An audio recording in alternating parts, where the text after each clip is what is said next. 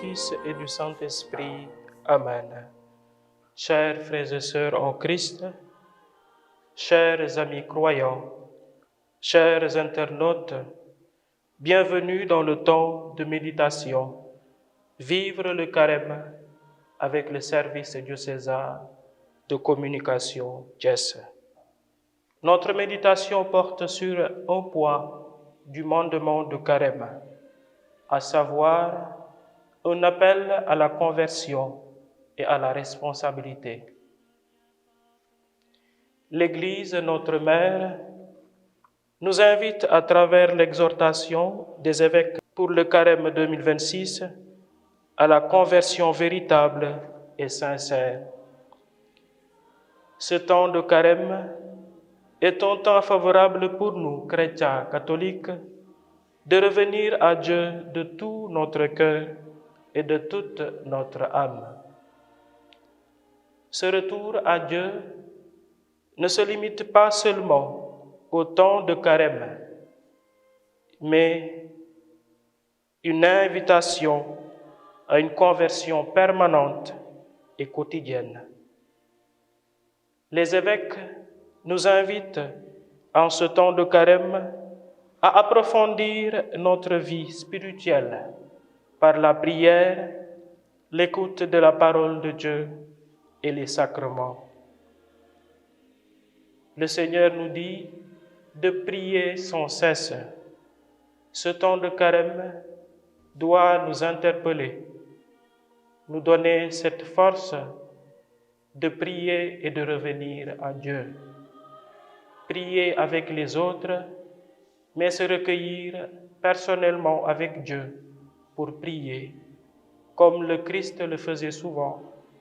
Il se mettait à l'écart pour prier et être seul à seul avec Dieu. Participer à la messe est doublement bénéfique pour nous. D'abord, à la table de la parole, où Dieu nous parle et nous aide à orienter notre vie vers le bien. Ensuite, à la table de l'Eucharistie, où nous puisons les forces nécessaires pour avancer dans la foi et résister au mal. Pour le Saint Padre Pio, l'Eucharistie est source de force et de pureté. Elle est vue comme le grand moyen pour atteindre la perfection, purifiant le cœur de ce qui déplaît à Dieu. L'Eucharistie opère en nous une transformation intérieure. Elle apporte la paix, remet les péchés véniels et fortifie l'âme. Cette transformation intérieure atteint son summum lorsque nous faisons cette démarche vers le sacrement de la pénitence.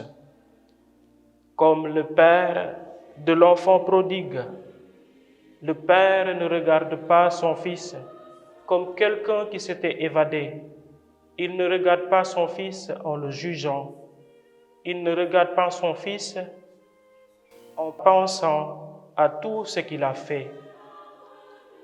Dieu ne regarde pas non plus nos nombreux péchés. Dieu ne regarde pas nos nombreuses désobéissances, notre infidélité. Dieu ne nous juge point, mais accepte notre démarche de foi, de dépasser nos souffrances, nos peines et de reconnaître nos péchés. Dieu, les bras ouverts, m'attend.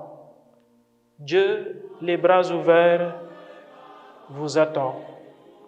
Dieu, les bras ouverts, nous attend dans le sacrement de la confession. C'est là que nous pourrons renouer notre relation avec Dieu et marcher à sa suite comme de vrais disciples du Christ. Ce carême est un moyen pour nous de participer à la passion du Christ. Jeûner, ce n'est pas seulement une privation de nourriture, mais se rendre disponible à Dieu et penser à tous ces gens qui sont dans la pauvreté extrême. Notre Seigneur Jésus a tout donné à la croix. À notre tour, donnons-lui, donnons-nous aux autres, soyons là pour le prochain. Le pape François insistait sur le fait que la compassion ne devait pas être une simple émotion, mais quelque chose qui va se traduire en actes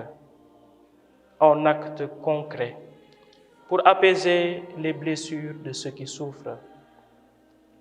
C'est à cette vie de partage que nous invitent les évêques de la conférence épiscopale. Jeûner, c'est penser à l'autre. Jeûner, c'est penser à mon prochain qui n'a pas de quoi manger. Penser à mon prochain qui n'a pas de quoi se vêtir, qui est dans le besoin. Aimez-vous les uns les autres, nous dit le Seigneur. C'est un enseignement fondamental pour Jésus-Christ. En effet, le nouveau commandement que nous enseigne notre Seigneur Jésus-Christ, c'est d'aimer le prochain comme lui nous a aimés. L'autre est un don. L'Évangile nous exhorte à ouvrir la porte de notre cœur à l'autre, car toute personne reste un don, autant notre voisin que le pauvre que nous ne connaissons pas. Toute vie qui vient à nous est un don et mérite accueil, respect et amour. La parole de Dieu nous aide à ouvrir les yeux pour accueillir la vie et l'aimer, surtout lorsqu'elle est faible. Que Dieu nous donne la force nécessaire d'accueillir l'autre en ce temps de carême et vivre en vrai enfant de Dieu. Vous êtes poussière et vous retournerez poussière. Ces paroles résonnent en nous comme un appel pressant à l'humilité et à l'abandon total à Dieu. Sans Dieu, nous ne sommes rien. Sans le Seigneur, nous ne représentons rien. Que ce temps de carême soit pour nous un temps de retour à Dieu, que nous puissions donner toute notre vie et lui confier toute notre vie. Que Dieu vous bénisse.